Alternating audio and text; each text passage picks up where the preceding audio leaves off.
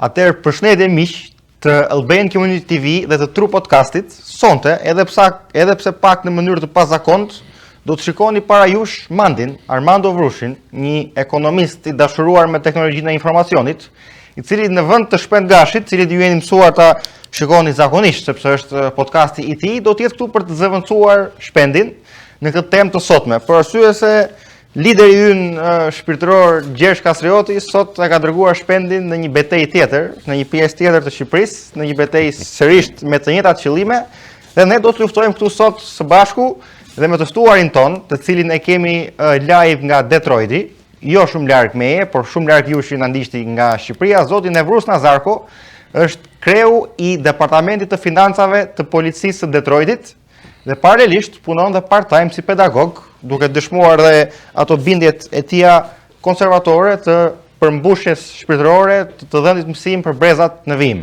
Dhe gjithashtu më duhet ta prezantoj edhe si një aktivist të komunitetit shqiptar këtu në Michigan.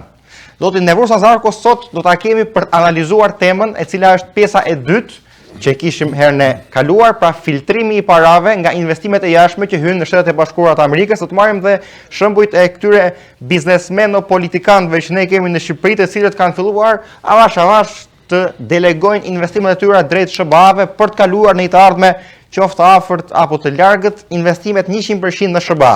Por a do të shpëtojnë këta persona nga drejtësia, do të arrijnë të fusin paratë e tyre, të cilat jo të gjithë, për një pjesë më të madhe janë realisht para jo të pastra dhe duan që t'i largohen ose të krijojnë bariera burokratike me drejtësinë shqiptare. Atëherë, Djema, përshëndetje. Armando, përshëndetje që je këtu sot në logon e True Podcastit. Përshëndetje, Teti, më lejo të përshëndes edhe mikun të ftuarin tuaj zotin Nevruz. Përshëndetje zotin Nevruz.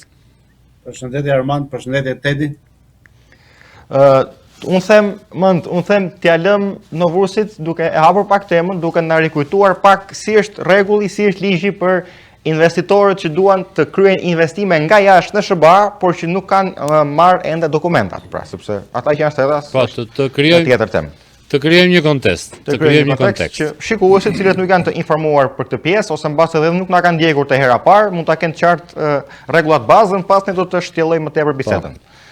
Nevruz, si funksionon nëse një investitor i huaj do të filloj investimet në SBA? Sa janë shumat e parave, cilat janë mënyrat, thjesht një përmbledhje një. Teti, faleminderit dhe Mandit. Njohuritë mia në këtë fushë nuk do të them se janë 100% eksakte, por në kontaktet dhe në eksperiencën time profesionale këtu dhe me çfarë kam lexuar ose çfarë jam mësim, ajo kryesore se unë e di që ju vendos çfarë do të dili tek ato investimet miliona dollarësh të disa oligarkëve të kohëve të fundit në Miami, ku janë bërë ato investime. Por unë do të përqendrohem kryesisht tek ajo rregulli i emigracionit, se si mundet të përfitohet green carta me një për ta nisur gradualisht, patjetër. Për ta nisur për të bërë një investim dhe çfarë kushtet duhen për të marrë green cartën për vete, për bashkëshorten dhe për fëmijët që janë nën 21 vjeç. Janë dy lloj investimesh, njëri është rreth $800,000 dhe tjetri është rreth $1.1 milion, dhe kjo shumë është në varësi të se ku është investimi. Në zonat rurale dhe në zonat me papunësi të lartë është ajo $800,000 niveli, domethënë, i investimit, dhe në zonat urbane është gati $1.1-1.15 milion, milion dollar, mirë thash, 1.15. Tjetër kërkesë është që investitori duhet që të punësojë 10 veta të rinj, domethënë jo ekzistues, pra nuk mund të blesh një biznes ekzistues dhe ai biznes ka 10-15 punëtorë dhe ti e përmbush atë requirement, por duhet që të jetë biznes i ri. Pra, o do të hapësh biznes të ri dhe do marrësh në punë nga fillimi 10 punëtorë, të cilë do t'i punësosh për një kohë minimumi 2 vjeçare, dhe kjo periudhë 2 vjeçare përkon edhe me atë që quhet periudha e provës me green card, dhe pas asaj bëhesh permanent. Kurse tjetra pasaj, nëse është biznes ekzistues, duhet që të jetë një biznes ekzistues pothuajse në falimentim, dhe ka ato rregullat e veta kur quhen falimentim, që duhet të jenë të kenë rënë mbi 20% niveli i fitimit ose i shitjeve në 2 vitet e fundit, të ketë dhënë punëtorëve ato të layoffit dhe më thash. Pra, këto janë dy ato që di unë me të cilat bile njoh edhe persona të huaj, të cilët e kanë shfrytzuar me sukses ose e kanë aplikuar më të me sukses këtë pjesë të ligjit amerikan për të investuar në Amerikë dhe për të marrë atë green card amerikane. Pjesa tjetër është kjo pastaj që nuk i dim akoma ullësit, po është ajo që presidenti Trump për shembull kohët e fundit tha është ajo e $5 milion me të cilën merr dhe në shtetësinë, do të me investim ose jo investim, po mirë të them të paguash $5 milion dhe ble në shtetësinë amerikane. Pra këto janë në shkurt ato mundësirat për të investuar në Shtetet Bashkuara të Amerikës dhe për të marrë shtetësinë amerikane. Kuptohet që burimi i parave duhet të jetë legjitim dhe duhet të jetë i dokumentuar. Pra nuk mund të vish këtu që të kesh bërë para, po themi nga aktivitet ilegal, nga droga dhe çfarë të tjera dhe të vish këtu dhe me i thes me para dhe të duash të investosh, nuk ndodhesh. Po tani pak a shumë këtë tham herën e kaluar dhe pyetja që ngritëm dhe arsyeja pse doni një person i cili të jetë ekspert të fushën e financave dhe me eksperiencë ishte kjo që pse këta persona po zgjedhin Amerikën. Pra këta mund zgjidhin një vend ku ta kishin shumë më të thjeshtë për të futur parat e tyre, sepse dim që një pjesë e këtyre personave realisht kanë pasuri të papastër. Nuk është plotësisht pasuria e tyre e papastër. Patjetër, kanë një pjesë e kanë bërë të ndershme dhe një pjesë mbas edhe më të madhe e kanë të pandershme. Dhe sigurisht kjo nuk ndahet dot me thik. Por pse ka persona po zgjedhin Amerikën dhe ju a drejtoj këtë pyetje edhe si shtetas amerikan duke parë klimën e brendshme të biznesit në Amerikë. Pse këta persona po zgjedhin Amerikën dhe pastaj pyetja dhe vijon tek pjesa e kontrolleve që Amerika e ka më të ashpra se shumë vende të tjera të botës në të cilat, siç thash, ata do ta kishin më të thjeshtë për të shpëtuar në thonjza ose për të larguar nga ajo që kanë lënë në Shqipëri ose nga ajo që duan të lënë në Shqipëri. Nuk e di të na thot edhe Mandi mendimin e largimit të këtyre personave, për çfarë si e shikon këtë tentativën e tyre të shpëtimit e kam gjithmonë në thonjza nga ajo që i kanë bërë Shqipërisë. Unë në gjykimin tim, më shumë se sa një tentativ për të pastruar parat aktivitetit kriminal, më shumë e shoh si blerje kredencialesh, si marrje me të mirë të Amerikës. Pra këta njerëz i trëmben një lloj verdikti apo sanksioni nga qeveria e Shteteve të Bashkuara dhe nëpërmjet këtyre pagesave për marrjen e pasaportës, green cardit dhe nëse do më lejosh të bëj një analizë të shkurtër. Arsyeja që dikush të kërkoj të ndroj shtetësinë apo të përfitoj një shtetësi tjetër është për të përfituar nga kushtet e atij vendi të ri ku ky kërkon të marrë shtetësinë. Tani, një pjesë e njerëzve e kërkojnë këtë gjë, pjesa më e madhe atyre që migrojnë, e kërkojnë këtë për shkak të niveleve më të larta të pagës apo për shkak të kushteve më të mira sociale, gjë që kategoria që ne po trajtojmë tani nuk janë në nevojë për këtë gjë. Po flasim për biznesmen me kapitale të mëdha, që nuk është se ka nevojë të mbahen nga ndihmat sociale apo nga politika sociale e Amerikës, apo të përfitojnë nga tregu i lirë i punës, sepse këta nuk janë njerëz që do kërkojnë punë individuale. Pjesa tjetër, për të bërë tregti në Amerikë, për të bërë biznes në Amerikë, me atë sistem financiar që ka Amerika, që ka bursat më të fuqishme të globit, nuk është fare e vështirë nëse ti do që ti investosh, sepse po shef që ka oportunitete biznesi në Amerikë që t'i japin një kthim mbi investimin, një return on investment me margje, me yielde më të larta se sa në pjesë të tjera të botës. Unë fare mirë që këtu ku jam mund ta bëj duke u listuar në një nga këto shërbimet online dhe nëpërmjet tyre të blej aksione në bursën e New Yorkut apo kudo që tjetë në gjithë botën.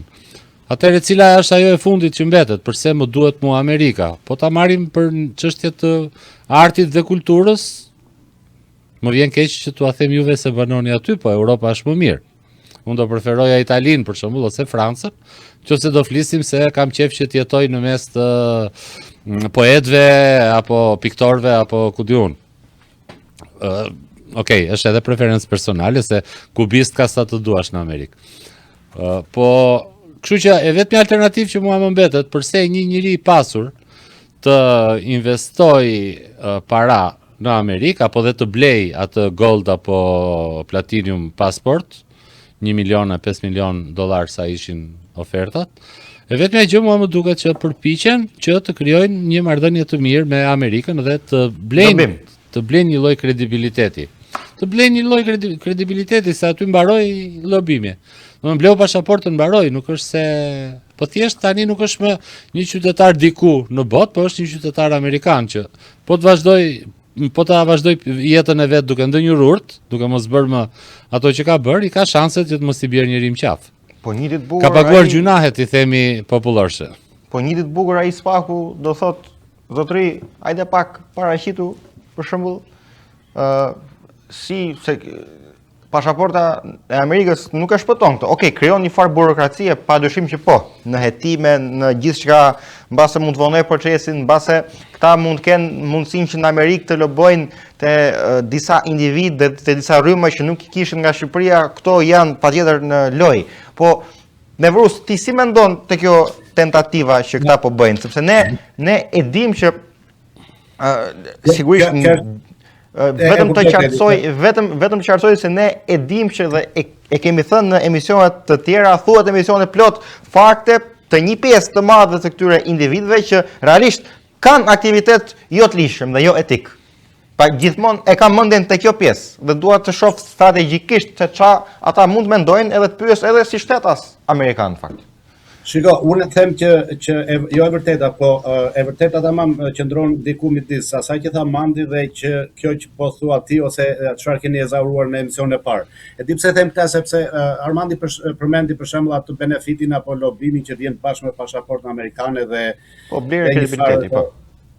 Kredibiliteti. Kurse unë do të thoja që do ta shikoja nga një kënd vështrim tjetër që investimet sidomos të këtyre të ashtu quajtur oligark dhe të shumave të parave në nivelet të mëdha, dhe kur them të mëdha mbi 5 milion, 10 milion, 15-20 milion dollar. Është e para nga pozita e biznesmenit ose nga pozita e familjarit është thjesht që në Amerikë mund të sigurosh, domethënë garancia dhe siguria e biznesit dhe e pasurive të palujshme apo e të ardhmes është si në asnjë vend tjetër të botës, domethënë s'dua që të them gjëra që janë thënë së thënë, por ti kur shikon që gjysma e kinezëve në kuptimin atyre që kanë para, kanë o fëmijët nëpër universitetet amerikane ose kanë blerë prapër të hirë që deri një farmaci që këtu dhe në Kanada u bë problem blerja në masë e pasurive nga kinezët, qoftë deri në jo vetëm të ndërtesave, por edhe në fermat, në për vendet në tokën bujqësore, si më them.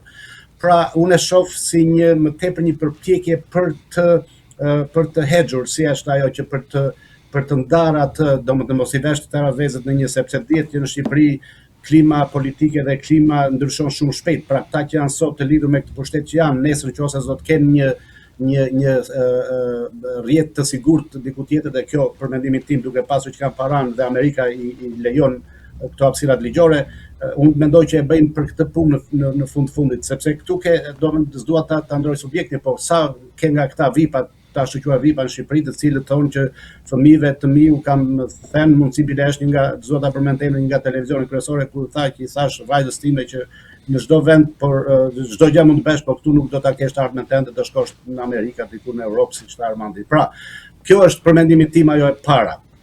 Ndërsa nëse në mbrapa kokës së tyre ata mendojnë se marrja e pasaportës amerikane do t'i mbronte nga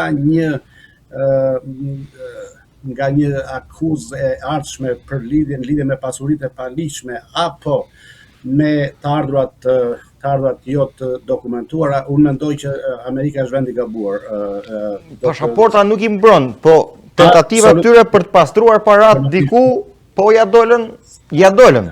E di pse, sepse pasaporta në fundit, e di çfarë ti pasaporta amerikane për shumë veta ndoshta nuk e din, dhe këtë kam edhe si tamam përvojën time profesionale, sepse unë bëj edhe përpilimin e formularëve të taksave në fund vitit për shtetas amerikan, kuptohet, po dhe për amerikanë të cilët jetojnë në Shqipëri.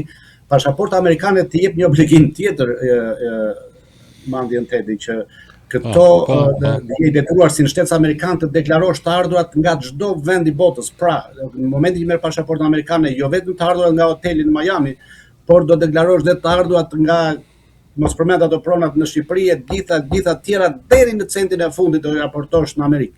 Dhe do taksohesh për ato në Amerikë. Kuptohet, ka lehtësira tjera që taksat që paguan në Shqipëri i zbret dollar për dollar nga taksat amerikane dhe të tjera, por fakti që pasaporta amerikane të takson si amerikan s'ka rëndësi se nga i ketë burimin e të ardhurave.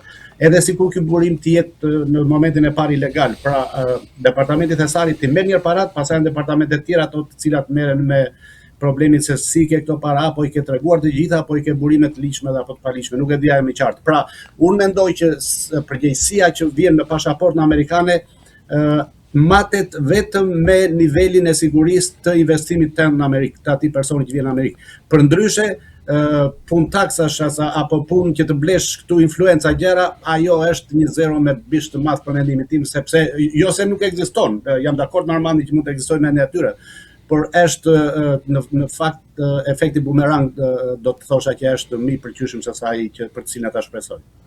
Kemi folur opsionin i cili është na nxjerr pak nga teoria diplomatike dhe na çon pak te realiteti pragmatist i Amerikës, po që sigurisht nuk është i vlefshëm për çdo lloj personi i cili mund të ketë disa miliona dollar dhe mund të tentojë ta bëjë, po të paktën këta më të mëdhenj kanë edhe shansin e një marrëveshje me Shtetet e Bashkuara. Për arsye se disa nuk janë oligark ka pasur Rusia, kemi thënë, nuk është koncepti i dur i fjalës, po oligark në kuptimin ton. Siç është bërë kuptimi popullor në Shqipëri, mund ta them. Pa këta persona kanë shansin për të bërë një farë negociate, sepse sjellin shumë të mëdha parash. Dhe sigurisht nuk është Amerika se po negocion pikërisht me njërin prej këtyre, po Amerika është e hapur për negociata me gjithë botën. Dhe këta po i sjellin shumë të mëdha parash, dhe në base ky pragmatizëm mund t'i bëjë këta që të kalojnë. E vërtet specifike mikro, jo e vërtet makro për gjithë personat që mund të shkojnë mendja po mand. Çfarë po? Ja, doja të bëja një dallim të vogël që po flasim për dy gjëra që mund jo domosdoshmërisht janë të lidhura dhe shkak pasojë njëra tjetrës. Po flasim për një ofertë që bëhet nga qeveria amerikane për çdo në botë që të blej pasaportën për një shumë caktuar parash. Po flasim edhe për një besim që ekziston ndër shqiptarët e Shqipërisë se çfarë bëhet në Amerikë dhe çfarë mund të bëhet duke bler këtë pasaportën.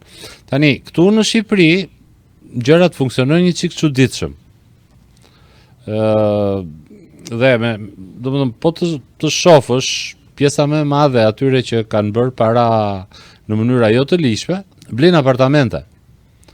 Dhe po ti pyesësh pse e bën këtë blerjen, thonë i blem që të pastrojnë paratë. Ndërkohë që një ekonomist me formim mesatar e kupton që kur ti i ke parat me thes poshtë dyshekut, ekspozimi yt ndaj të tjerëve, pra që ekspozimi i faktit që ti ke para, është shumë i vogël.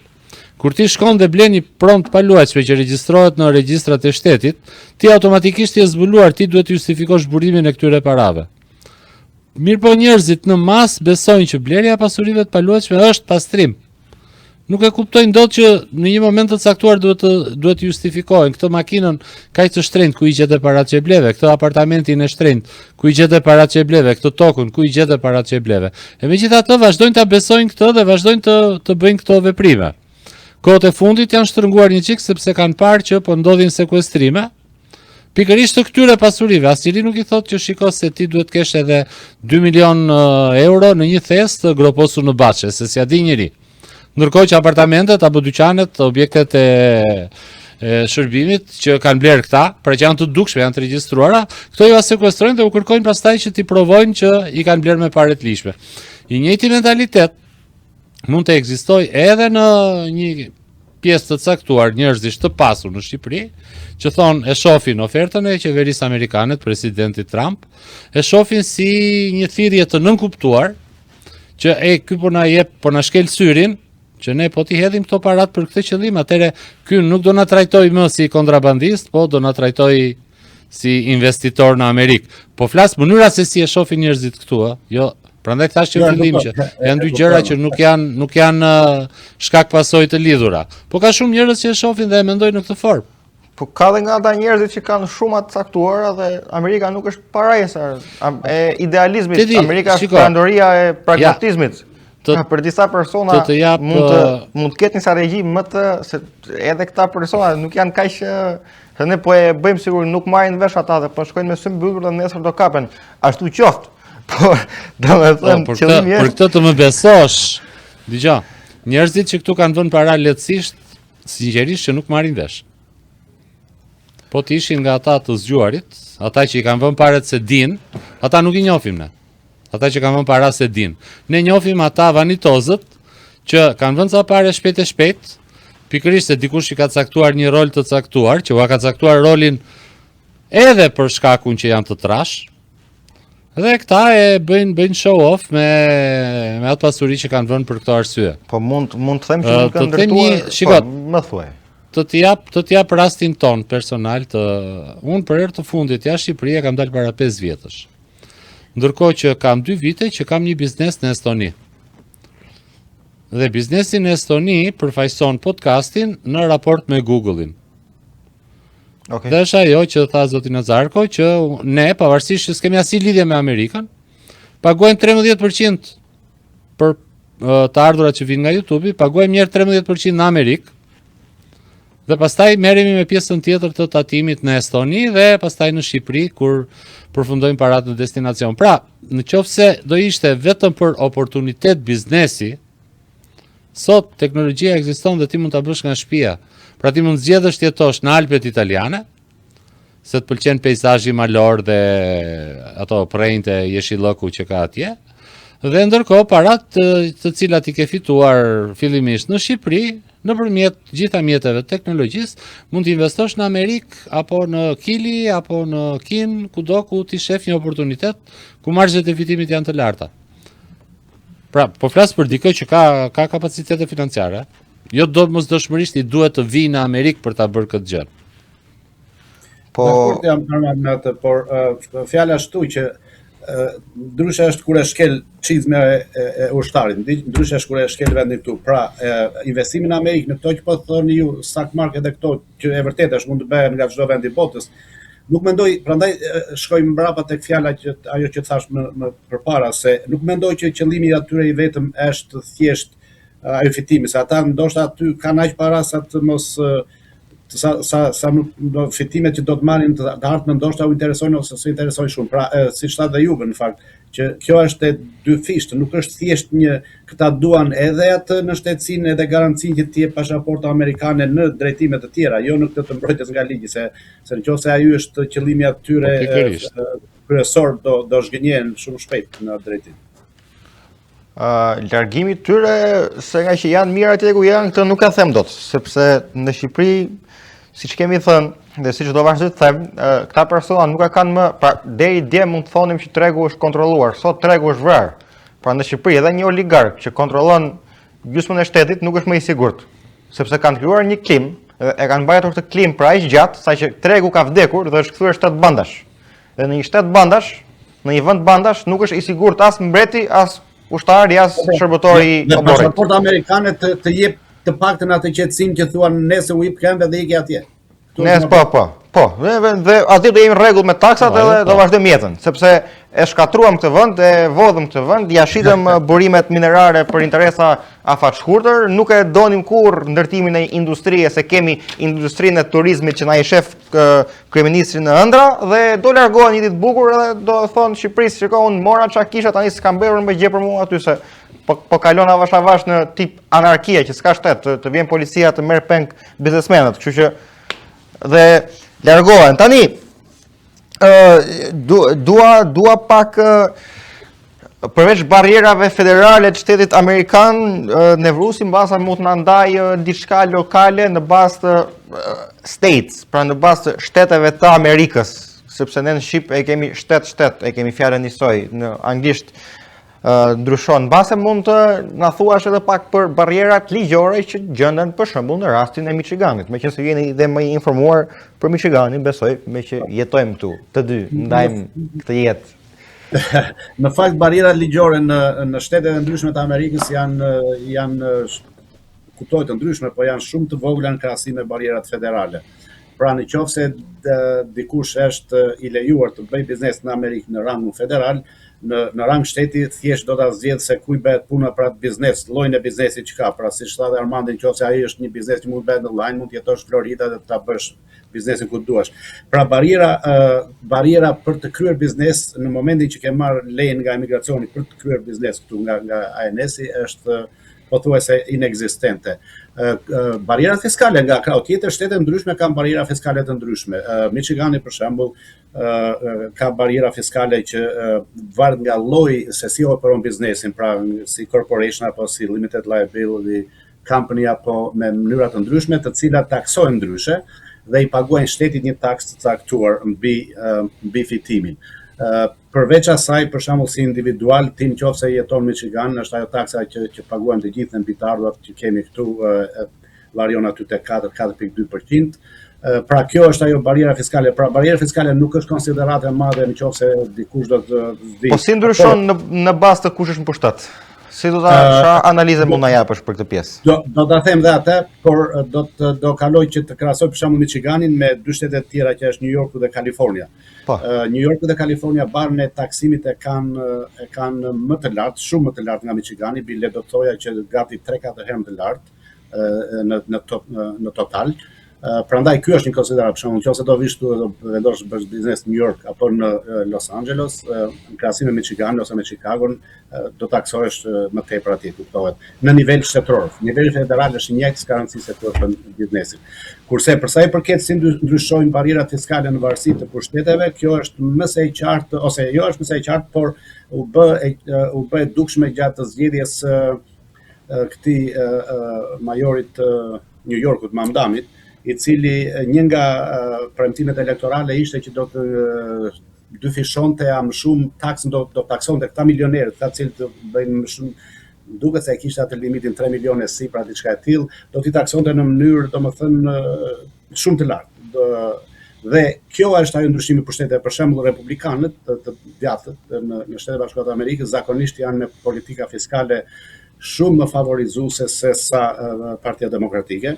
Partia Demokratike domethënë nuk e fsheh faktin që kërkon një taksim progresiv, pra të këtyre që në fakt taksimi është progresiv, por në legjislaturën republikane dhe pikërisht edhe të Trumpit kohët e fundit taksat ulën në mënyrë të ndjeshme, kurse demokratët kanë koncept tjetër dhe kjo është dhe në nivelin shtetëror, si do të them. Nivelin lokal jo aq sa në nivelin sa ndjet në nivelin shtetëror, se për shembull këtu kemi kaluar në të paktën në 15 vitet e fundit nga një administratë që kishte guvernatorin republikan, i cili i uli taksat dhe i hoqi taksat për disa biznese të caktuara, bile hoqi taksat edhe për këta që janë në pension dhe paguanin taksa mbi pensionin tashmë që kishin paguar një herë, ai i hoqi. Demokratët kanë filluar të gërvitin që duan të sillin mbrapsht ato, por nuk kanë fuqinë e dur dhe mbështetjen e dur të sillin. Pra, është një dallim thelbësor kur vjen tek taksimi midis dy rrymave të majta dhe të djata, republikanë dhe demokrat, por jo aq i ndjeshëm në nivel shtetëror, pra nuk është aq i mjaftë sa të shkaktojë një dyzim se do ta bëj këtë biznes apo do të pyeta për pushtetin, jo vetëm për diferencën e politikave fiskale dhe barierave që vënë në aspektin të rregullore dhe ideologjike që kanë, po edhe të shanseve për pazare të ndryshme dhe si e trajtojnë pragmatizmin në mënyra të ndryshme, sepse kemi dy kratë të ndryshëm cilët përfaqësojnë rryma dhe influenca globale krejt të ndryshme nga njëra tjetra. Tani do t'i shohim republikanët si do performojnë, sepse është një partia republikane ka marrë këtë risinë e Trumpit, pra ka nisur një farë trumpizmi dhe është pak ndryshe se sa thjesht një republikanizëm tradicional, mund të them, pam performancën në kohën e demokratëve të ambasadorëve dele ose kukulla, mund të zgjidheni ju se si do i quajmë, që na dërgonte në Shqipëri. Sot Trumpi na ka lënë Partia Republikane, nuk e merr Trumpin dorë atë. Trumpi thot ku i bini ju vlla, jeni në Ballkan ju? Po, më kujtohet. Sot Partia Republikane na ka lënë pa një përfaqësues të Shtetet Bashkuara në rangun e ambasadorit në Shqipëri, mbase ky është një lajm i rëndësishëm ose më saktë një sinjal i rëndësishëm për Shqipërinë që Amerika nuk ka këtë përfaqësues, Dhe ky sinjal sigurisht Trump edhe këta biznesmeno, politikano, oligarko e gjithë tjerat që kemi janë nga Shqipëria, për arsye se kontrollet e ndryshme të Amerikës, edhe me influencën që ka në SPAC, por ecin përpara, po dalin dosje, po dalin fakte të cilat nuk ose nuk i kishim dëgjuar, po nuk i kishim kaq të provuara dhe jam duke u kapur gjëra të cilat sepse duhet gjithmonë të ndajmë pak ato gjykimin mediatik me gjykimin ligjor. Ose gjykimin mediatik mund ta quaj edhe si gjykim popullor, domethënë, nëse unë të shoh ty me një armë në dorë dhe ka një person të vrarë, unë e kuptoj që ti e ke vrarë atë personin, por në ligj ti duhet ta vërtetosh këtë se ti mund thuash jo, nuk e vrava, ai personi shkoi i ra frigoriferit me kokë edhe vdiq vet. Dhe në ligj ekziston edhe ky opsion. Pra gjërat kanë më burokraci, domethënë, dhe sigurisht në anën ligjore procesat e SPAC-ut po ecin. Po për këtë aspektin e investigimit ose kapjes popullore, për mendimin tim qeveria shqiptare ose ata që e drejtojnë sot janë në pikën më të ulët të karrierës tyre dhe kanë marrë totalisht fund. Edhe presim edhe rënien sa më të shpejt. Tani si ndryshon pak kjo sjellja e pragmatizmit të dy krahëve, republikan dhe demokrat në Amerikë, që këtyre tu shkoj mendja që ato lobimet që mbase mund të tentojnë, gjithmonë është me mbase, mund të hecin. Pra, do ta kishin më mirë me demokratët, me republikanët, apo perandoria sillet në mënyrë pragmatiste kushdo që është në pushtet. Tani, ju mbase do jeni pak diplomatik në përgjigje, nga posti që keni, por do të dëgjojmë mirë. Unë me idealizmin tim, me aq sa mundet që ta mbroj dhe si e kuptoj, është që nuk besoj shumë tek një diferencë e madhe midis rrymës republikane dhe demokrate në këtë drejtim të pragmatizmit apo të lobimit apo të korrupsionit kur vjen fjala e fundit, sepse juve e thatë më pak përpara që neve kishim një ambasadore aty në Shqipëri, e cila solli ato anijet në Vlorë dhe disa biznese të tjera të cilat kanë rezultuar që populli shqiptar paguan miliona dollar për asnjë shkak dhe pa asnjë shërbim në drejtim të popullit. Dhe kjo, po ta mbani mend, ajo ambasadore ishte e nominuar, mos gaboj, që në kohën e president Trump dhe mbijetoi ca vite edhe të president Biden dhe përfundimi ishte menaxher i qytetit juve. Pra nuk besoj tek lobime midis ose ndryshime thelbësore midis rrymave, sesa besoj në lobime lokale dhe në persona të veçantë, të cilët duke nisur nga niveli shtetëror këtu ku jemi neve dhe ngjitet deri në nivelin në atë nivelin federal, domethënë me njerëz të pa, siç që edhe rasti me Ganikën. Pra që ta përfundoj atë, unë nuk kam ndonjë preferencë, sepse puna e SPAC-ut për shembull pati një ngritje të caktuar dhe në kohën e presidentit Biden, i cili e dim të gjithë ishte demokrat, dhe po e vazhdon me të njëjtin ritëm për mosen që ka shtuar pak atë dozën dhe ka shkuar më lart dhe shpresojmë të shkojë deri në fund tek tashin në presidentin Trump. Megjithse fondet, siç e dim, u thanë në fillim dhe u bë zhurmë e madhe që u prem fondet ndoshta për të bërë presion atyre prokurorëve të SPAC-ut e tjera. Pra, tedi që sa përmbledha të përgjigjen time ndaj asaj është që nuk besoj tepër, domethënë të paktën në letër nuk janë, siç janë këto përkufizime në drejtim të taksave apo të gjinnorëve apo të jetës sociale atë të tjera apo të politikës së jashtme, domethënë që ndryshimi i Republikanëve Demokratë është fare i qartë dhe i ndjeshëm.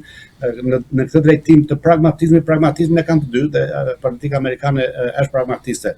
Nuk besoj se diskutimi që kemi sot neve për këta që po thoshim për shqiptarët të cilët duan të investojnë në Amerikë në shuma të konsiderueshme, do të mund ato që ofrojnë ata, domethënë Amerika nuk i fut në llogari fare që të shikojnë në nivelin pragmatist. Pra aty është ligji që i çon dhe nesër ky shtet edhe një herë, siç na ofron ty dhe mua një mbrojtje të caktuar dhe një na jep oportunitete në një farmase deri diku të barabarta, ashtu dhe këta njerëz mendojnë në atë dhe mendoj që Amerika nuk i shikon ata thjesht se po sjellin disa lekë dhe ti do thuash ti patëre përse e bëri Trumpi këtë pasaportën, si tha dhe Armandi atë si kjo gold edhe tjetra silver, $1 milion dhe $5 milion. Atë e bëri thjesht sepse shiko, këtu qëndron pragmatizmi për shembull, sepse duke menduar kush mund të investojë $5 milion, do të investojë dikush që ka nuk do t'i bëhet barë shtetit amerikan, përkundrazi do sjell ato dhe do investojë, do ofron dhe pune, dhe për më tepër edhe supozohet të jetë një familje qëndrueshme, një familje e cila nuk është në botën e krimit, ose të paktën nuk po flasim për krimin e bardhë, por në atë krimin tjetër, në krimin standard, si mund të themi, apo kriminalët e rëndomtë. Dhe këtu mundet që ta ketë pasur atë prapa mendimin presidenti kur tha që të sjellin ata që duan të bënë në shtetin amerikan në një $5 milion marrin pasaportën golden. Kjo deri diku. Mos edhe njëri i qëndroi mendimit tim të mëparshëm që ajo thjesht të hap derën për të ardhur në Amerikë. Të mos mendojnë, nuk asnjëri s'do të ketë iluzionin se mbasi të hapet ajo derë me pasaportën $5 milion, do të kesh benefite të tjera ose benefite të atij lloji që ke pasur në Shqipëri duke qenë ai paralidh dhe duke pasur ato lidhjet me pushtetin e atjeshëm. Këtu është ajo pothuajse për mendimin tim është inekzistente, ose edhe nëse është pak ekzistente, s'duhet të kesh shumë besim se një ditë do ta tërheqin atë qëllimin nga fundi këmbë. Po mirë, më fal, tani edhe dua edhe Mandin të ma mbështesi. A kanë hyrë disa biznesmen nga Shqipëria në Amerikë? Kanë kohë që investojnë, po vazhdojnë po rrisin investimet. Disa persona të cilët kanë po do të të lejoj disa persona që kanë mbi krah akuzat më të forta, madje kanë mbi krah akuzat të cilat nuk kanë pyetur as për krah politik. Qoftë PS, qoftë PD, këta kanë qenë gjithmonë krye. A kanë hyrë këta? Se ne po flasim sikur këta duan të hyjnë në të ardhmen apo. Po, më thuaj. Ka një thashë them që qarkullon nëpër Shqipëri. Vetëm që në fillim që është thashë them, më thënë. Po. Po, këtu po e ndjek unë, nuk po e ndjek dot më jashtë Shqipërisë. Ka një thashë them që qarkullon që në një moment që një zyrtar i lartë, se po përpiqem të ruaj mos të përmend emra, domethënë një zyrtar i lartë dihej që do vinte në Shqipëri. Dhe ky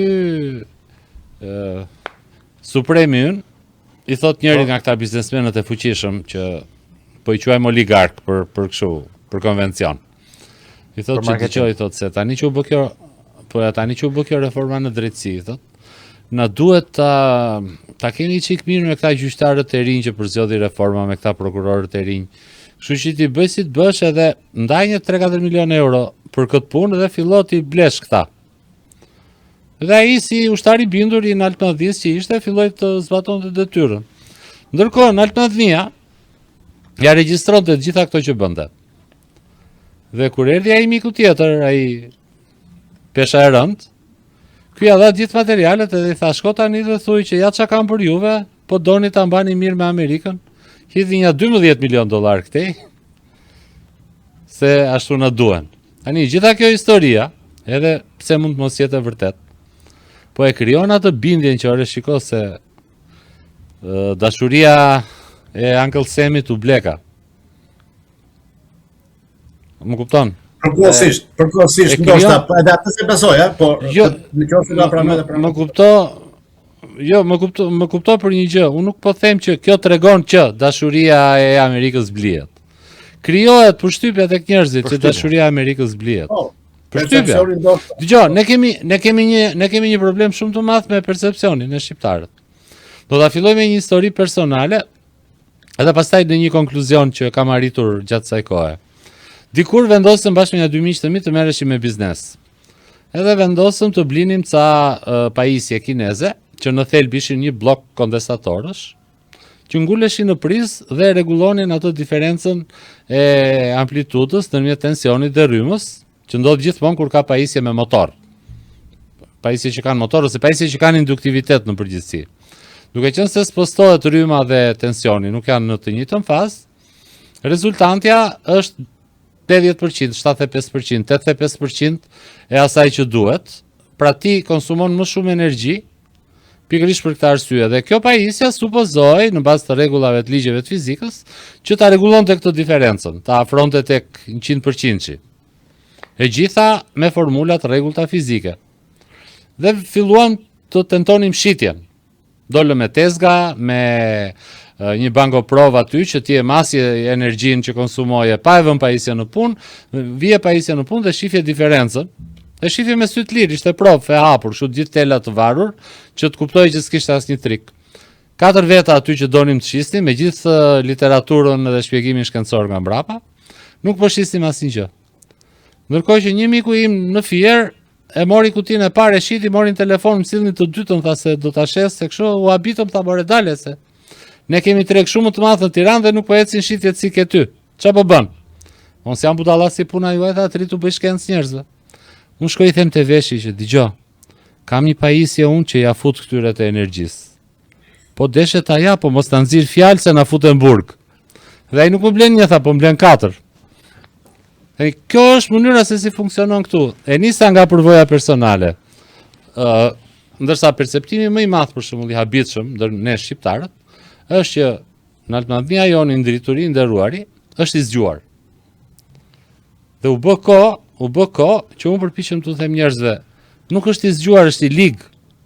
Ajo që shifni që ai bën ditë për ditë është ligësi, po ju nga që nuk jeni mësuar me ligësinë, ju duket aq e çuditshme sa që ju duket e zgjuar, jo e kësaj bote, e një bote tjetër. Po vazhdojnë njerëzit të mendojnë që ai është i zgjuar. T'japu një analistë të shkurtër time pse e kemi këtë opinione? Po, sepse ky në Altmadnia ka një formë komunikimi shumë interesant, të tipit. Kur i shkon ai pensionisti, i thotë, "Ore, s'kam bukë të ha."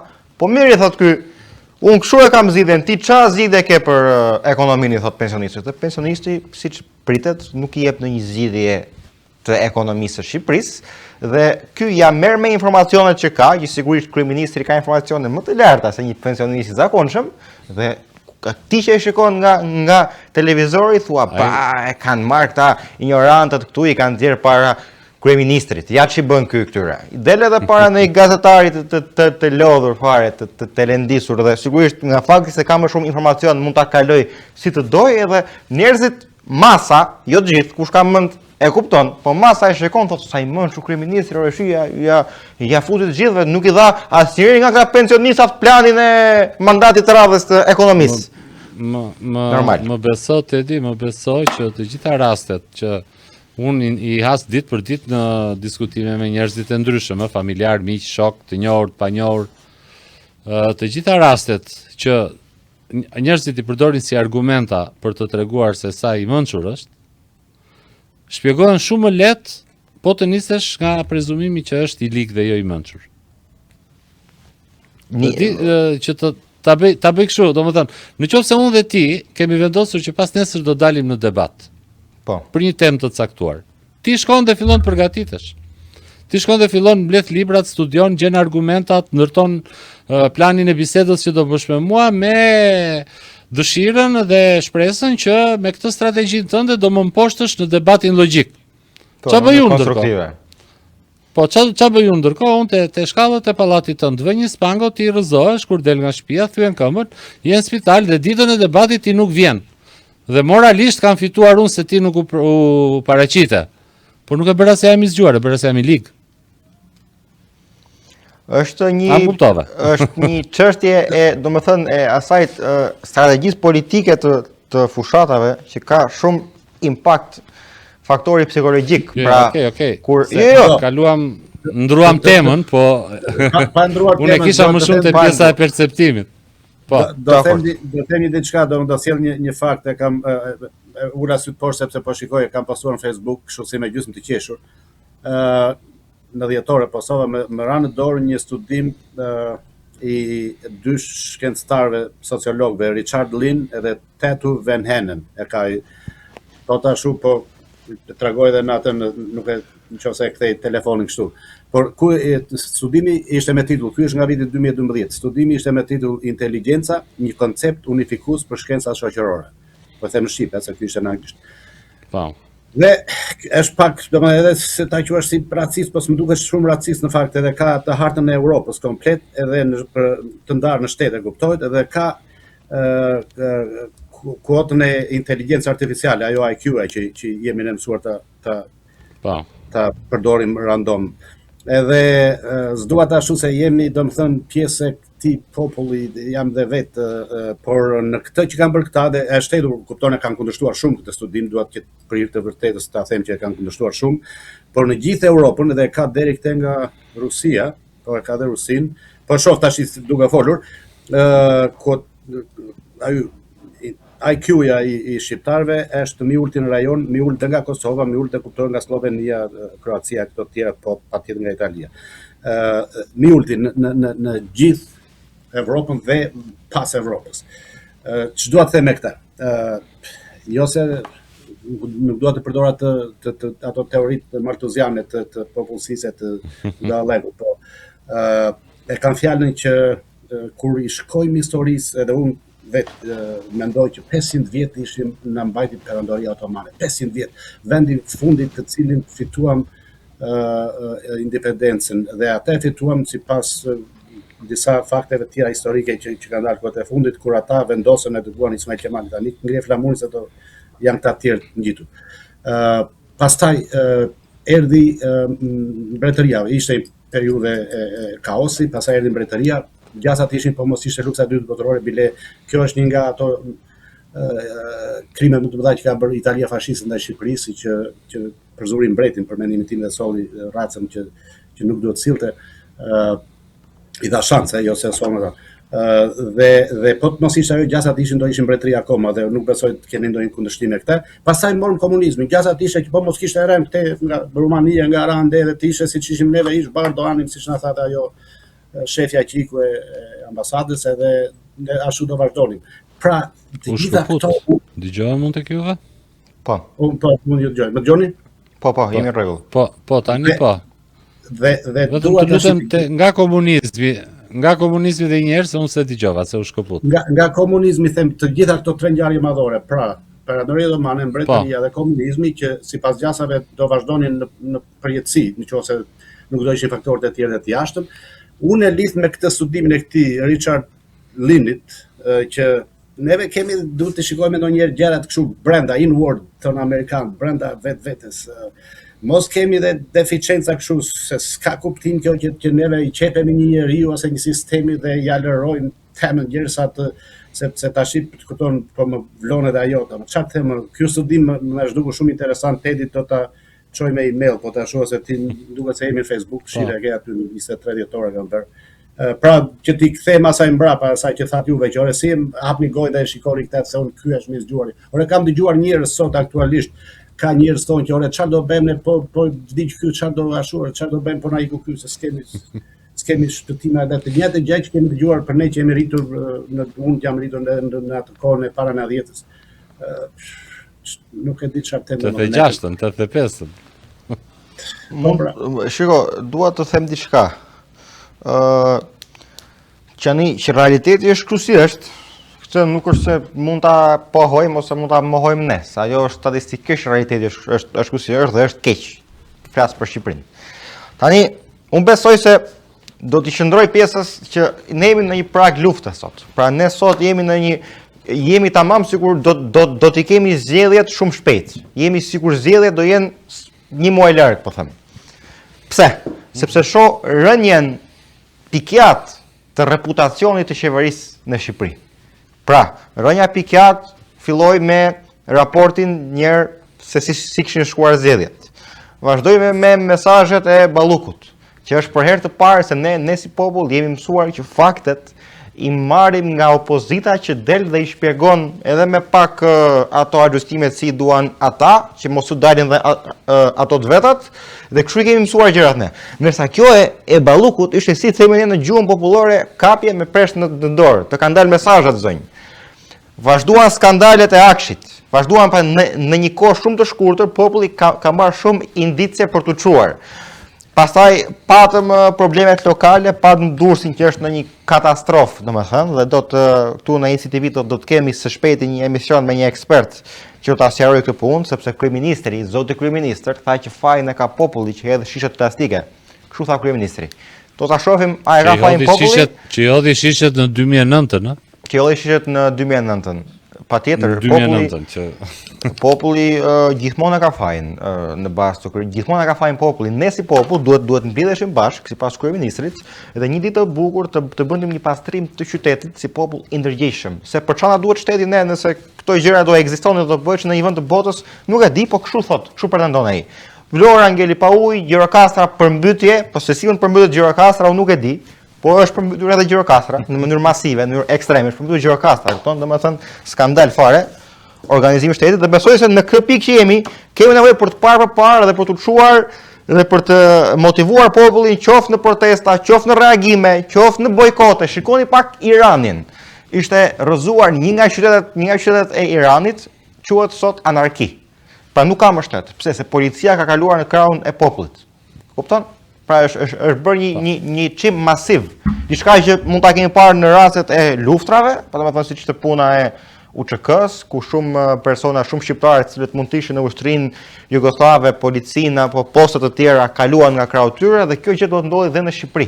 Duhet ndodhi në Shqipëri sepse kjo është pika e ulët dhe populli duhet godasë, duhet çohet në këtë pikë të ulët. Duhet çohet për të marrë dinjitetin e vet.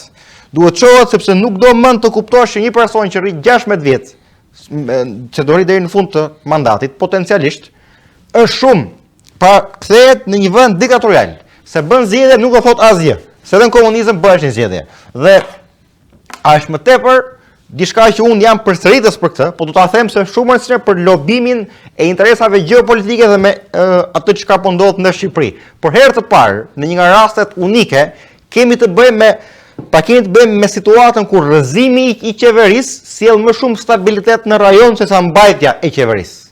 Ti zotëri, që je atje në krye të shtetit, po largon një popull pro-amerikan nga vendi dhe sigurisht edhe nga trevat, se Shqipëria supozohet të kujdeseshe për trevat, nuk ose trevat mund të kujdesen vetë, se janë në fqinj që kanë qëllime kundër tyre, supozohet të mbronte Shqipëria nuk mbron vetë në vetë, largon popullin e vetë. Largohen shqiptarët nga Shqipëria, sikur Shqipëria është një provincë në mes të një shteti diktatorial të huaj dhe që po përpiqet t'i largojë. Pra bindini shqiptarët, Shqipëria nuk bëhet, është teza serbe.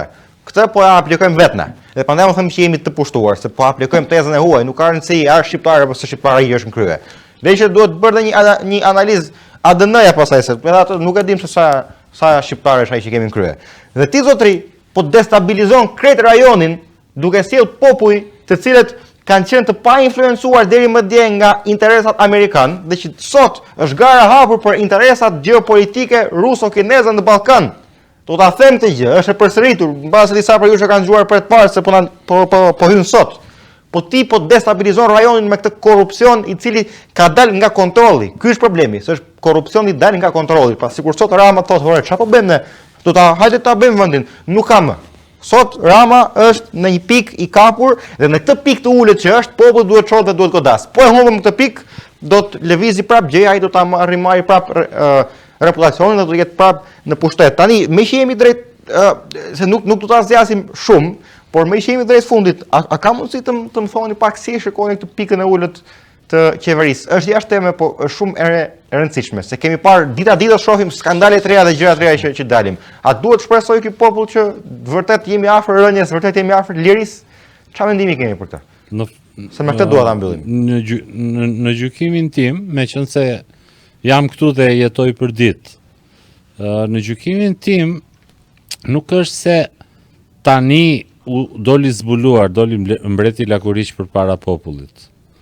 Kishte dalë me kohë. Ai ka dalë dhe në klubin e parë Lakuriq.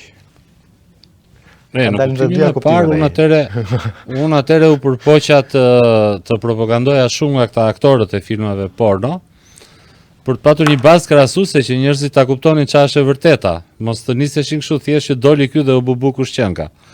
Alternativa tjetër për më të mirë se ky i binin ca emra të çuditshëm pastaj.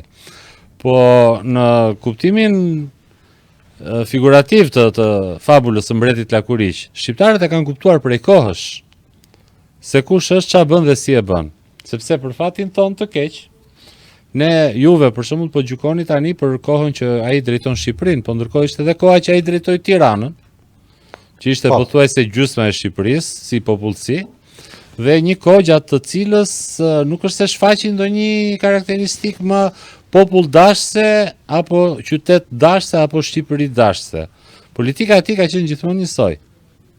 Ai, në gjykimin tim personal, po që e ndaj edhe me shumë miq të tjerë, është një kopjac i keq i diktatorëve.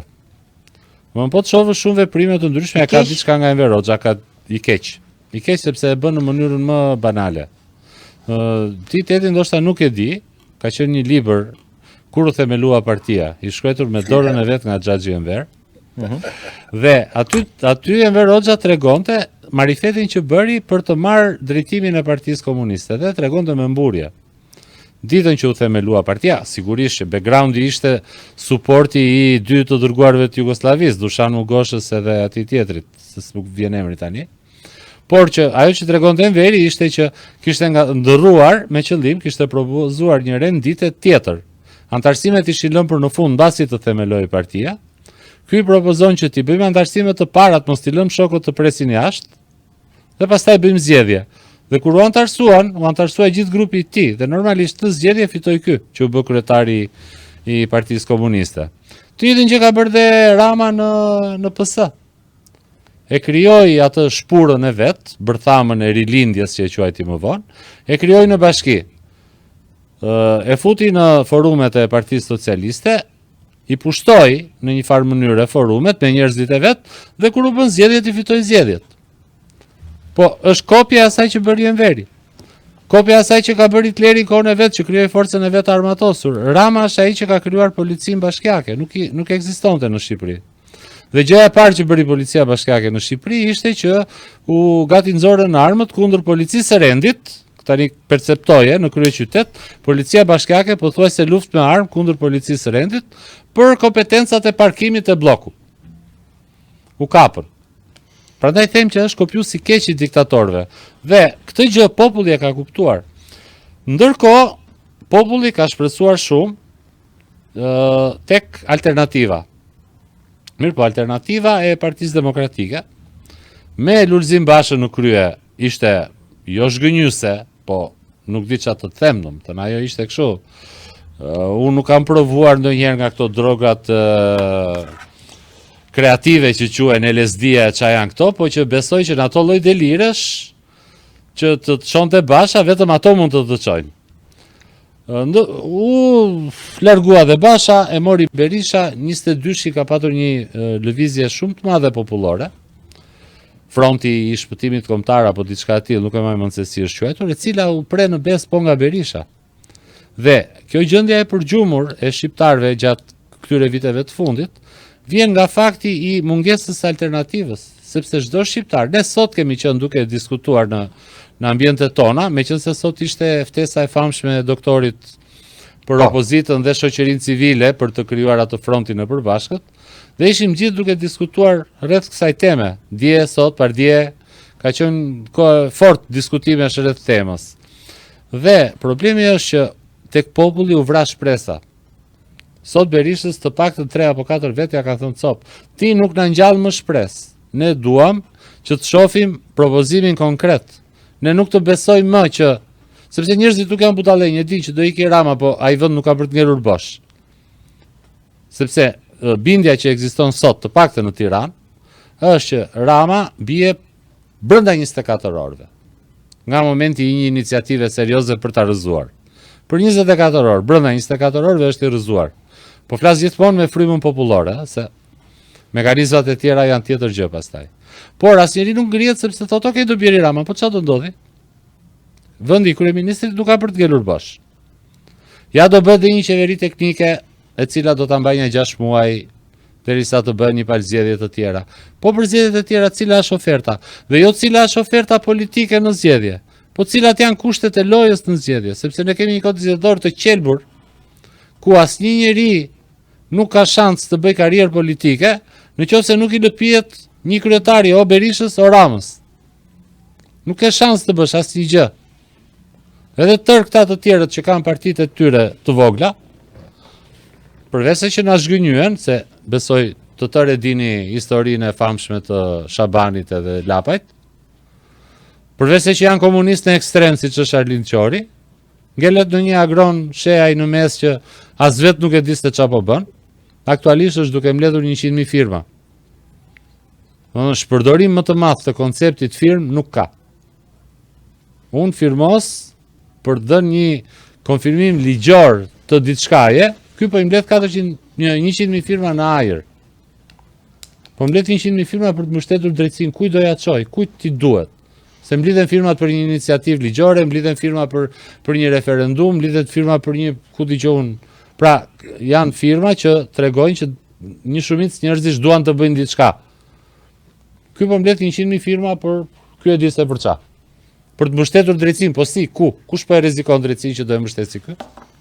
Pra, njerëzit sot janë nuk kanë më besim tek oferta politike e momentit, te rregullat e lojës politike të momentit.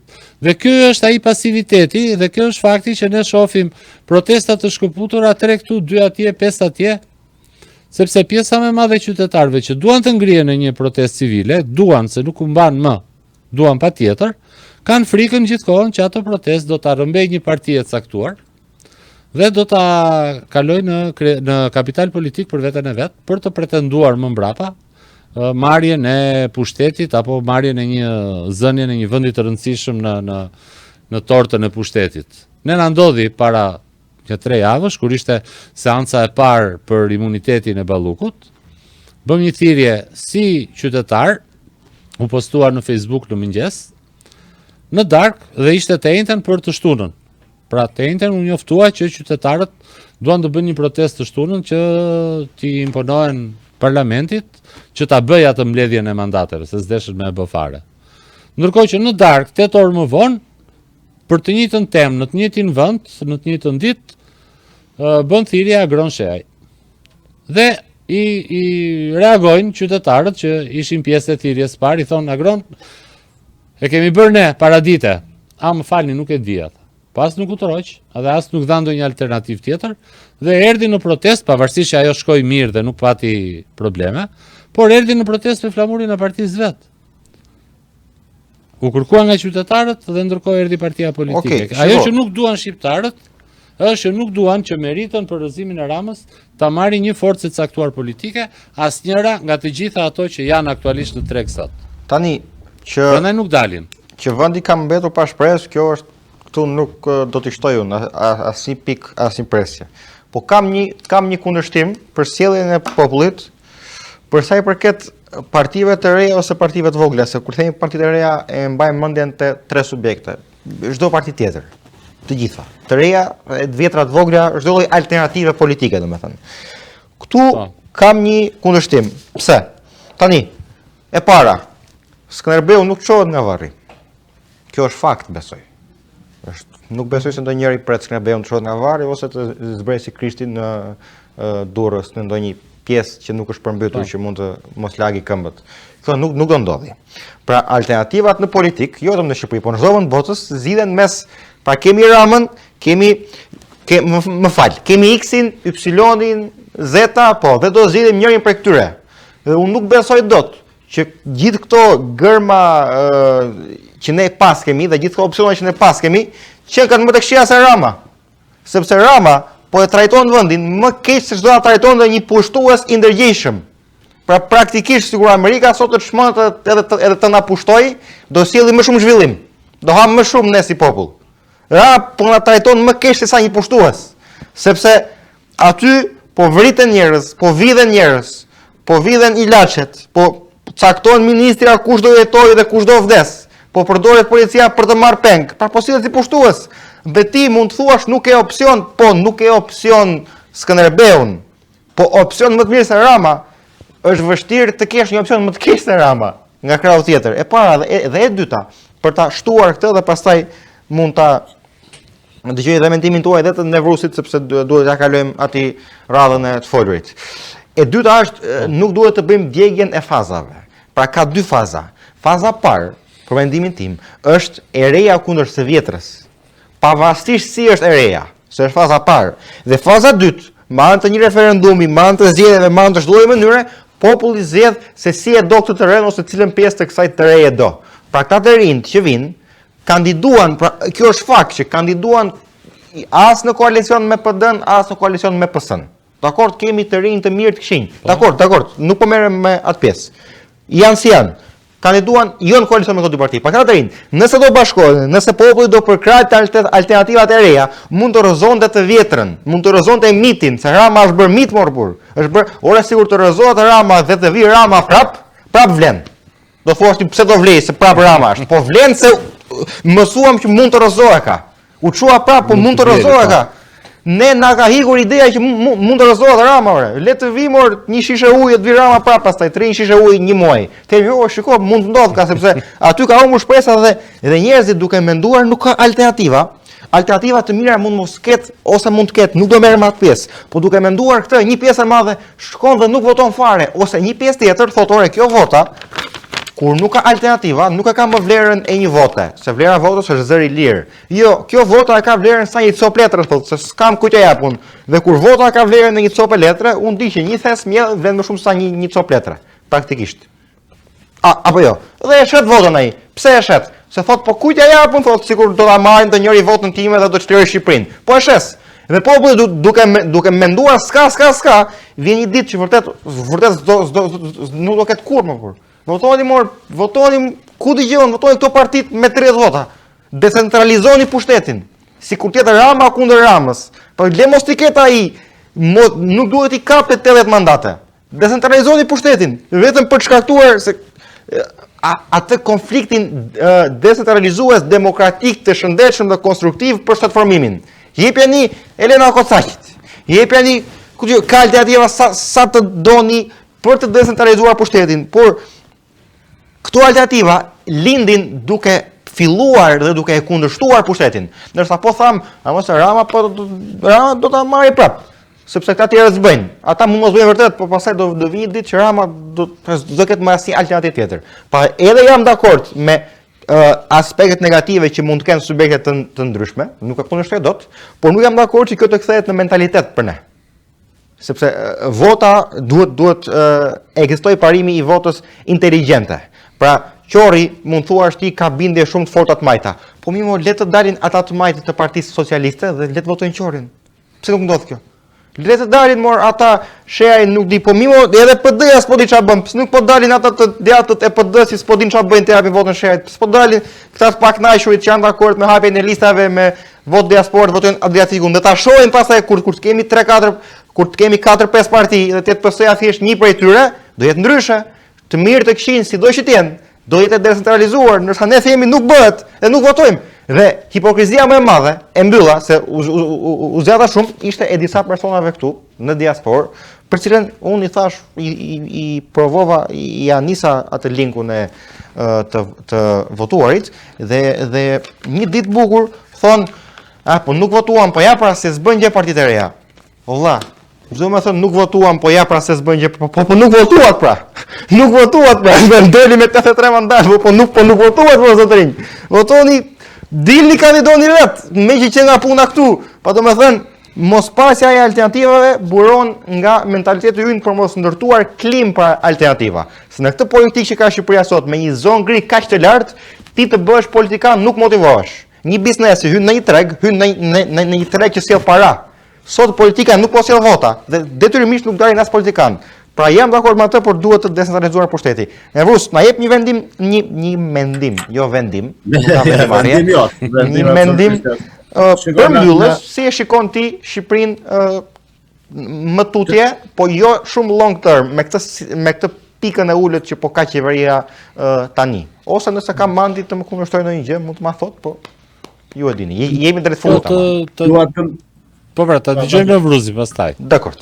Jo, do të dëgjojmë ty pastaj. Mendimet tua dhe të mandit dhe tani Tedi, por do devijoj pak nga ajo që çfarë mendoj për situatën e sotme duke vajtur prapë tek populli.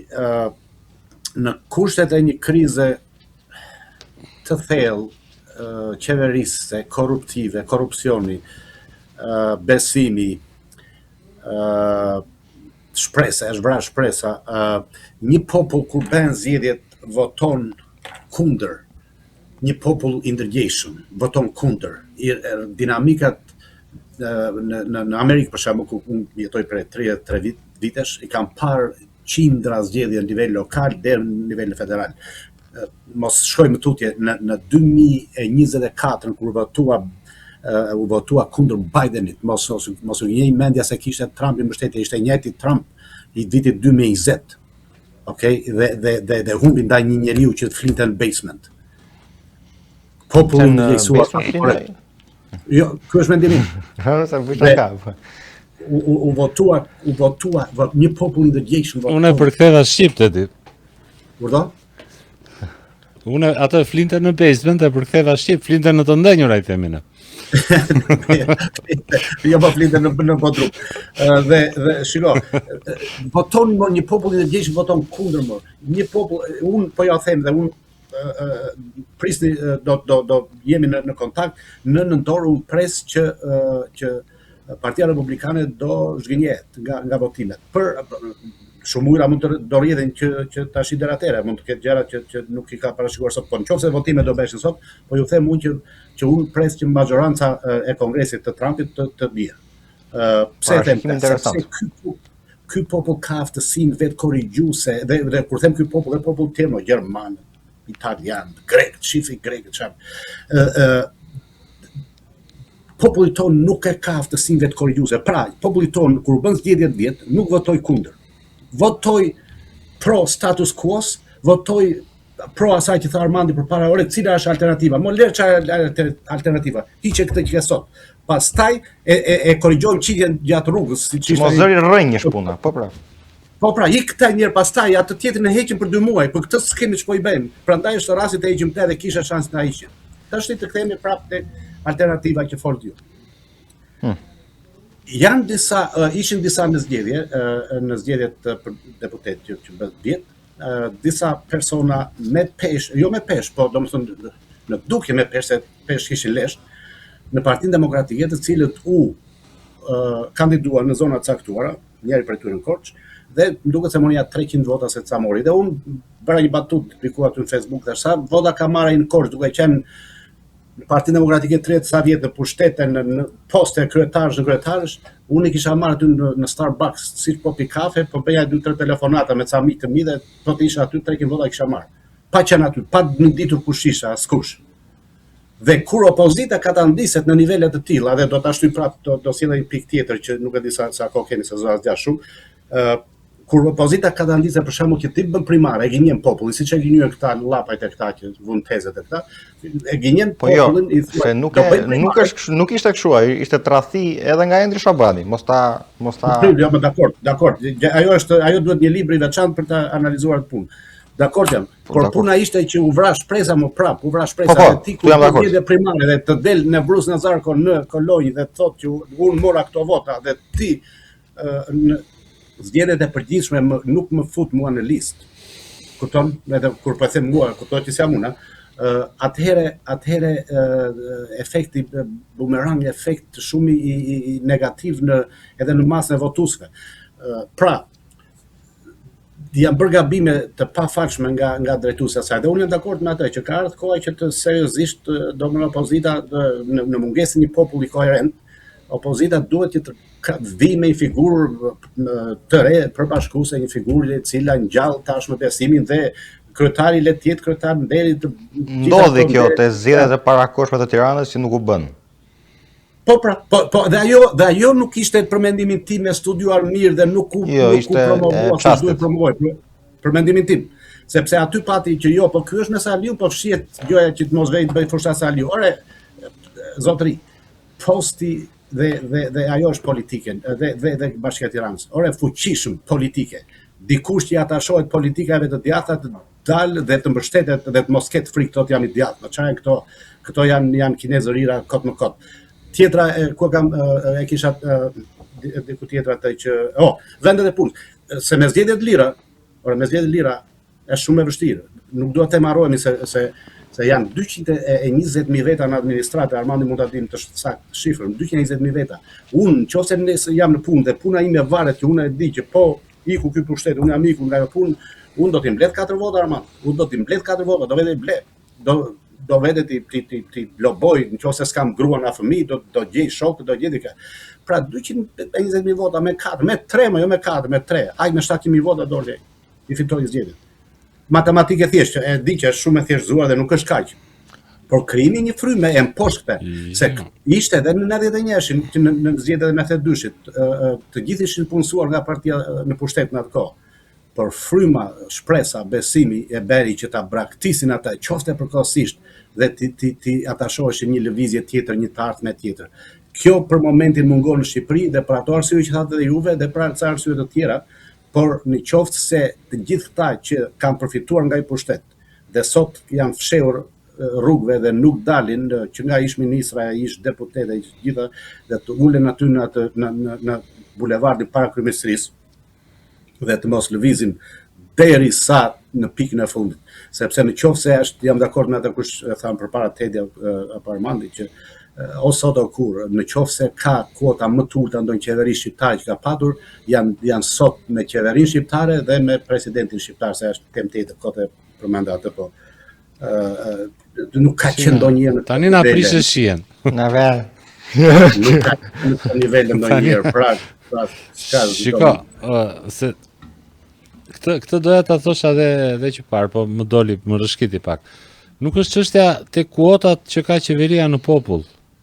Sot populli po percepton që këtij kryeministri dhe unë nuk do ta quaj qeveri, unë këta i kam quajtur pushtues, rilindje. I kam quajtur pushtues të Partisë Socialiste në fillim dhe pastaj nëpërmjet Partisë Socialiste pushtues të Shqipërisë. Rilindja komplet e kryetarit ton të madhërisëm. Ajo që është sot këtu, nuk është momenti që i kanë rënë kuotat në popull. Kuotat kaq të ulta i ka pas gjithë kohën. Sot populli po përjeton një shpresë sepse lëvizjet e fundit të SPAK-ut, të koordinuara dhe me ca lëvizje të fundit diplomatike të Shteteve të Bashkuara, po japin shpresën që është Amerika ajo që po godet qeverinë. Pra, që ky njeriu nuk ka më mbështetje ndërkombëtare, sepse realisht ky është mbajtur këtu prej mbështetjes ndërkombëtare dhe prej një kompromisi në heshtje apo jo në heshtje me opozitën, me forcën kryesore të opozitës, për të ndarë në një farë mënyre përfitimet që vinë. Pra, këta kanë ndarë rolet. Opozita ka detyrën që të bëj gam-gam, dhe Rama e shpërblen her pas here me tendera të ndryshëm dhe me leje ndërtimi, me licenca për investitor strategjik, që kuptohet nuk janë të drejt për drejta, po nuk shkojnë as shumë larg, një shkallë, dy shkallë më tutje. Por gam-gami që bën opozita është i pa rrezikshëm, nuk e godet Ramën. Ndërkohë që Rama nga krau tjetër bën gjitha të demagogjinë e vet, me hyje, me shkëlqime, me xixa, me inteligjencëra artificiale, më the tash, dhe në fund të ditës vetëm vjet. Më lër të vjedh para që të lë të vjedh vota. Këtë ne nxorëm si motivin e marrëdhënies së Ramës me KQZ-n. Nuk e di në qoftë se i keni ndjekur podcastet tona ku kemi trajtuar me shpendin temën e KQZ-s dhe të mashtrimit të madh të zgjedhjeve. Ne kemi përdorur në zgjedhje teknologji informacioni.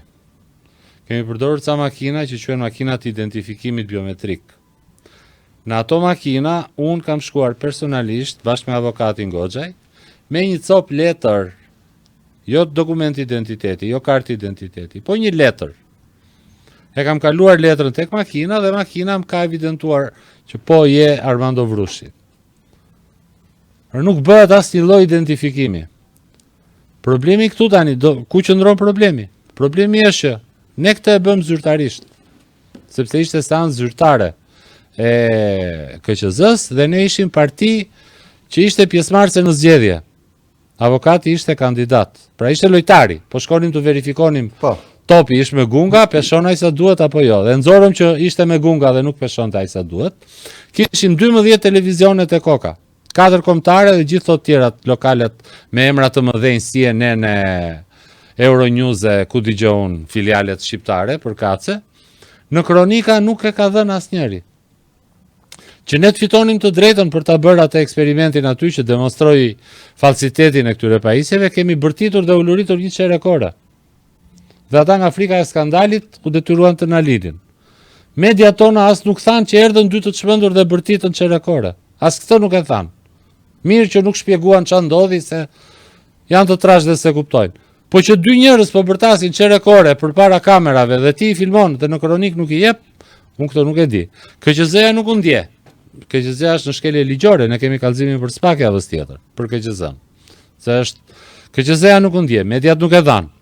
Shkuam dhe i tham partisë kryesore të koalicionit opozitar. Kjo ka ndodhur, ja video e filmimit, ja dokumentat që kemi prodhuar aty, ja faktet të gjitha. E keni dëgjuar ndonjëherë? 1500 faqe ka bërë PD-ja me shkelje zgjedhore.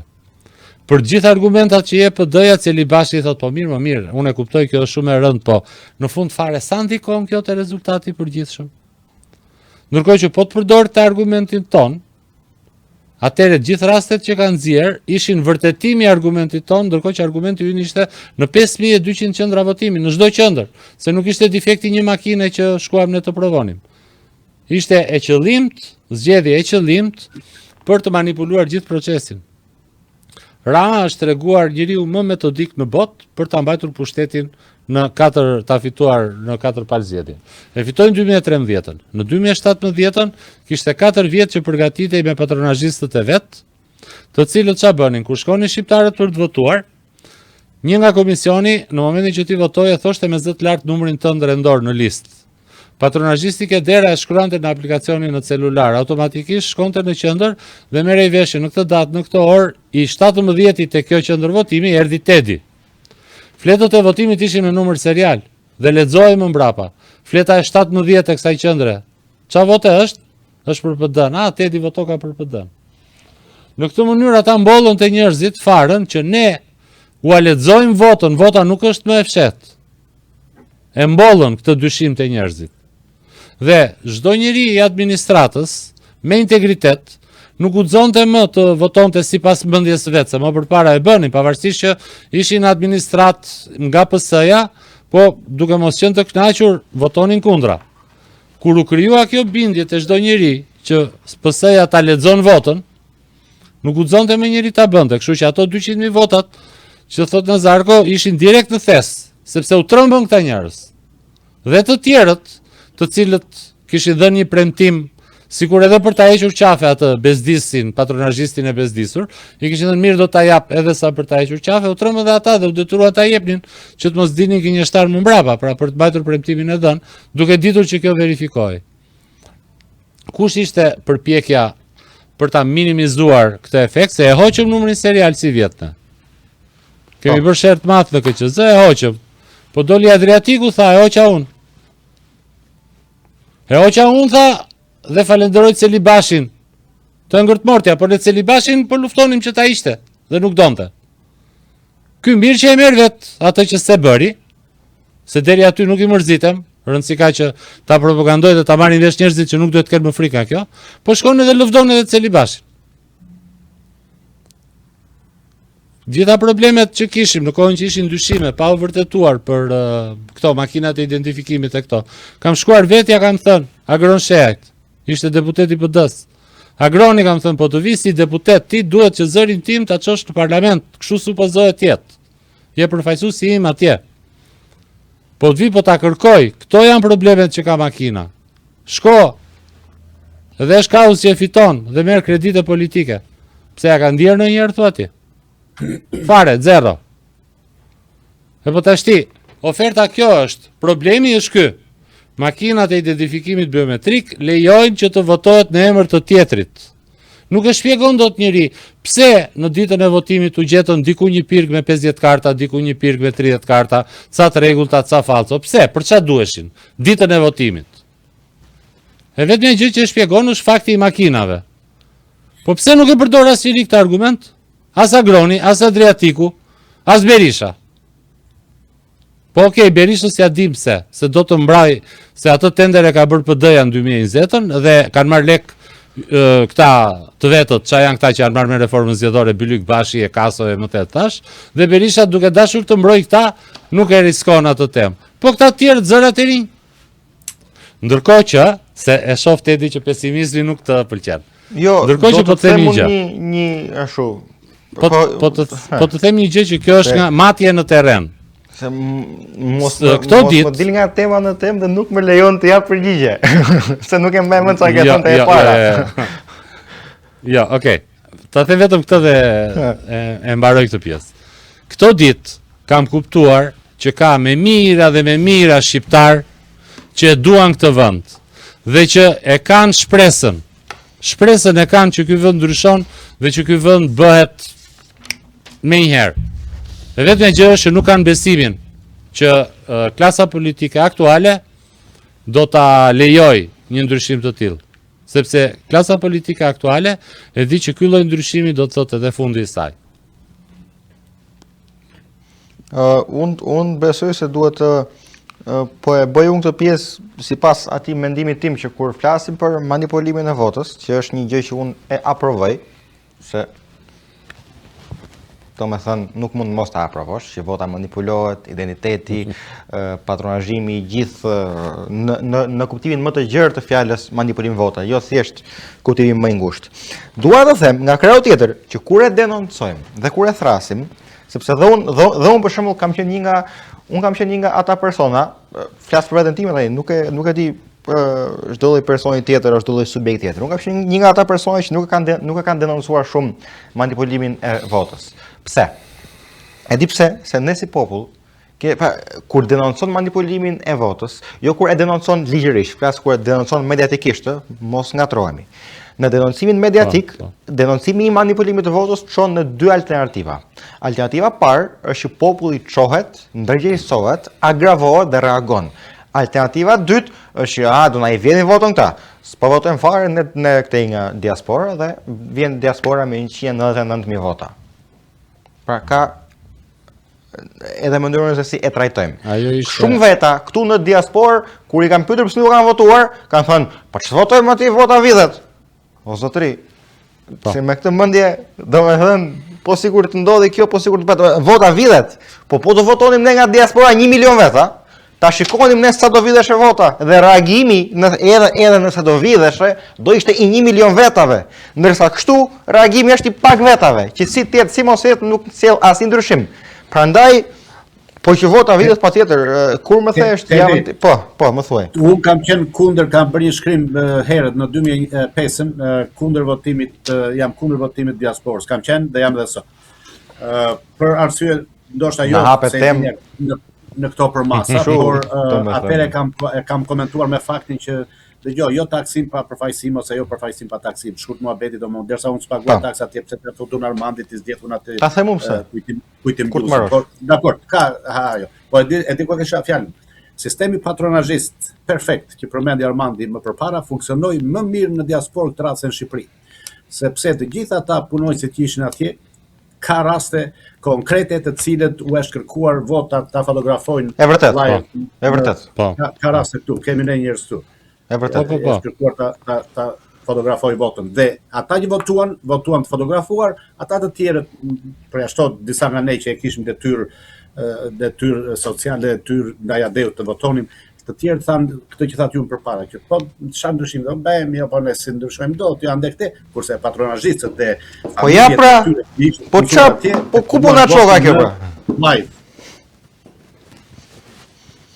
Jo, shiko, patronazhimi I diasporës filloi me një manovër shumë të ulët mediatike, u propagandua edhe fitoria që diasporës ju dha mjeti, ju dha mundësia për të votuar, që ishte fitore, nuk u tha që diasporës ju dha mjeti, u propagandua diasporës I dham të drejtën. Kur I ka ikur e drejta diasporës për të votuar? Asnjëherë. Asnjëherë, të drejtën e ka patur absolutisht gjithmonë.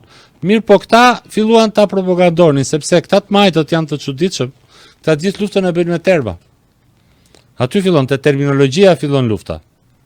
Është ai pika e ujit që e ke gjithë kohën të godete mendja pam, dhe pa kuptuar ti ka krijuar një impresion, ka krijuar një ide. Të lutem mbyllse, sepse jemi 1 orë 29 minuta, jemi në... Okej. Po, okay. Ideja është që vota e diasporës u patronazhua shumë më keq, jam shumë dakord me Nazarkon që u patronazhua shumë më keq se sa u patronazhuan shqiptarët këtu brenda. Ore zotëri, nuk ka diasporë në botë. Tema, vendeve mbyllëse, më të humbura mbyllëse. që votoj 70-80% për qeverinë 12 vjeçare. Jo, nuk votuan 70% sepse nuk votuan. Po të kishin votuar, nuk do votonin 70%, sepse patronazhohen se janë pak. Jo, po të ishin 1 milion veta, nuk do patronazhohesin. Tani, mbyllse. Ju lutem. Zgjodhen ata. A mund ta mbyllim? Mandi?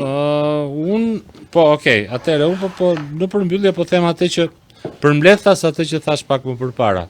Po shoh që tek shqiptarët në Shqipëri këto ditët e fundit, këto 2-3 javët e fundit është ngjallur një shpresë e madhe për një ndryshim shumë të thellë. Unë uroj që bashkë me shpresën të ngjallet dhe inati dhe të shkojnë këtij ndryshimi deri në fund. Mos mjaftohen vetëm me fishek zjarret e para. Nevrus, diçka mbyllse? Jam optimist dhe në 30 e ca vjet që ndjek së largu politikën shqiptare, asnjëherë nuk kam parë një qeveri që të jetë kaq e urryer dhe nga brenda dhe kam miq fatmirësisht si duash quaje edhe në kampin tjetër dhe kjo frymë që pak kënaqësi dhe kjo frymë urrëtie dhe kjo frymë edhe tip xhelozie mund ta quash ekziston dhe është në masë, asnjëherë nuk e kam parë.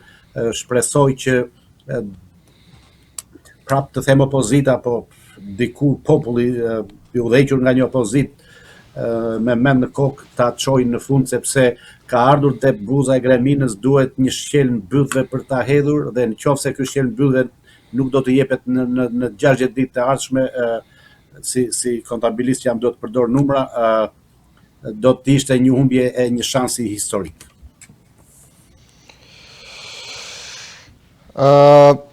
Jo, unë për ta mbyllur dua të them vetëm këtë, një thirrje pak për opozitën, sepse dëgjova sot edhe ankesën e PD-s se nuk ju bashkuan subjekte ose individ të ndryshëm, sepse nuk ishte vetëm mbledhja për partit, ishte edhe për individ të caktuar, profesionistë fushave të caktuara.